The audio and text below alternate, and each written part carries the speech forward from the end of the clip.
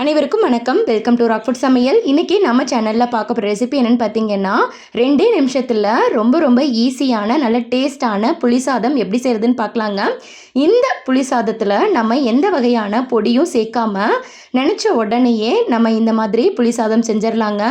குழந்தைங்கள நீங்கள் காலையில் ஸ்கூலுக்கு அனுப்புகிற நேரத்தில் டக்குன்னு இந்த மாதிரி நம்ம புளி சாதம் செஞ்சு கொடுக்குறோம். நார்மலாக நம்ம புளி சாதம் செய்யும்போது ஒரு சில பருப்பு வகைகளை அரைச்சி பவுடர் ரெடி பண்ணி புளி சாதம் செய்வோம். அந்த மாதிரி எதுவுமே பொடி வகையை சேர்க்காம டக்குன்னு நம்ம காலையில் குழந்தைங்களுக்கு லஞ்ச் பாக்ஸாக இந்த புளி சாதத்தை செஞ்சு கொடுக்கலாங்க. இது கூட நீங்கள் வத்தலோ இல்லை பொட்டேட்டோ ஃப்ரையோ இல்லை பாயில்ட் எக்கோ வச்சு கொடுத்தீங்கன்னா நல்ல ஒரு லஞ்ச் பாக்ஸாக இது இருக்குங்க. இப்போ இந்த இன்ஸ்டன்ட் புளி சாதம் எப்படி செய்கிறதுன்னு பார்க்கலாம். இப்போ இந்த புளி சாதம் செய்கிறதுக்கு கடாயில் ஒரு 2 டேபிள் ஸ்பூன் அளவுக்கு எண்ணெய் விட்டுக்கோங்க. எண்ணெய் நல்லா காஞ்சதுக்கப்புறம் 1/2 டீஸ்பூன் கடுகு உளுந்தம்பருப்பு, 1/4 டீஸ்பூன் அளவுக்கு வெந்தயம் சேர்த்துக்கோங்க. இதில் காரத்துக்கு வெறும் வரமிளகா மட்டும்தான். நான் 2 வரமிளகாவை கிள்ளி போட்டு சேர்த்துக்கிறேன். கூடவே 1/2 டீஸ்பூன் அளவுக்கு உளுந்தம்பருப்பு, 1 டேபிள் ஸ்பூன் அளவுக்கு கடலைப்பருப்பு சேர்த்துக்கோங்க. கடலைப்பருப்பை நல்லா பொரியணும். இது பொரிஞ்சிட்டு இருக்கிற சமயத்திலேயே ஒரு 1/4 டீஸ்பூன் அளவுக்கு பெருங்காயத்தூள் சேர்த்துக்கோங்க. பெருங்காயமும் வெந்தயமும் ரொம்ப முக்கியமான இன்க்ரீடியன்ட்ஸ், அதனால் மறக்காமல் வெந்தயமும் பெருங்காயம் சேர்த்துக்கோங்க. இப்போ இது எல்லாமே நல்லா பொரிஞ்சதுக்கப்புறம் இதில் பார்த்திங்கன்னா ஒரு 1/4 டீஸ்பூன் அளவுக்கு மஞ்சள் தூள் சேர்த்துக்கோங்க. இப்போ மஞ்சத்தூள் சேர்க்கும்போது அடுப்பை லோ ஃப்ளேமில் வச்சுக்கோங்க. மஞ்சத்தூள் சேர்த்துட்டு இதை நல்லா இது மாதிரி கலந்து விட்டுக்கோங்க. இப்போ இதில் நான் ஒரு சின்ன நெல்லிக்காய் சைஸ் அளவுக்கு புளியை எடுத்து தண்ணியில் ஊற வச்சு கரைச்சி சேர்த்துக்கிறேன். நான் இந்த அளவுக்கு புளி தண்ணி சேர்த்துக்கிறேன். இப்போ புளி தண்ணி சேர்த்துட்டு தேவையான அளவு நம்ம உப்பு சேர்த்துக்கலாங்க.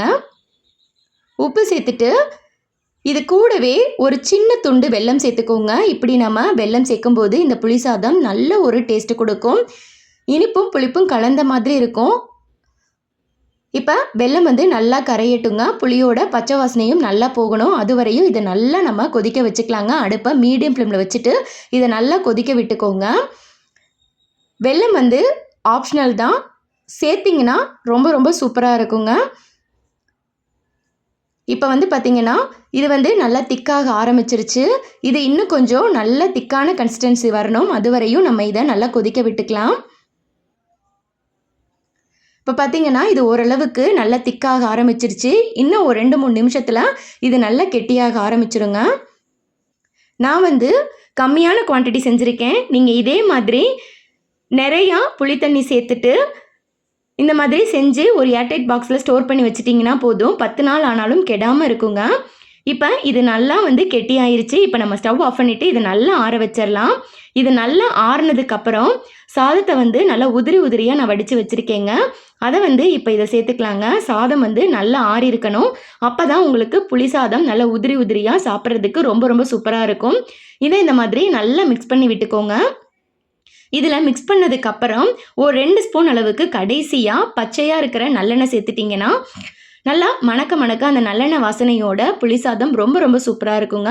கண்டிப்பாக நீங்களும் இந்த மாதிரி இன்ஸ்டண்ட்டான புளி சாதம் செஞ்சு பாருங்கள். இது கூட நான் ஆல்ரெடி சொன்ன மாதிரி பொட்டேட்டோ ஃப்ரை இல்லைனா வத்தல் இல்லைனா பாயில்ட் எக் கூட வச்சு நீங்கள் இந்த புளி சாதம் சாப்பிடும்போது ரொம்ப டேஸ்ட்டாக இருக்குங்க. கண்டிப்பாக நீங்களும் இதை செஞ்சு பார்த்துட்டு உங்களோட ஃபீட்பேக்ஸை எனக்கு கீழே கமெண்ட் செக்ஷனில் சொல்லுங்கள். என்னோட இந்த பதிவு உங்களுக்கு பிடிச்சிருக்குன்னு நினைக்கிறேன். அப்படி பிடிச்சிருந்தா நம்ம சேனலை மறக்காமல் சப்ஸ்கிரைப் பண்ணிக்கோங்க. பக்கத்தில் இருக்கிற பெல் சிம்பிளை மறக்காமல் கிளிக் பண்ணிட்டீங்கன்னா நான் அடுத்தடுத்து போடுற புது வீடியோக்கள் உங்களுக்கு உடனுக்குடன் நோட்டிஃபிகேஷனாக சேரும். என்னோட இந்த பதிவை பார்த்ததுக்கு நன்றி.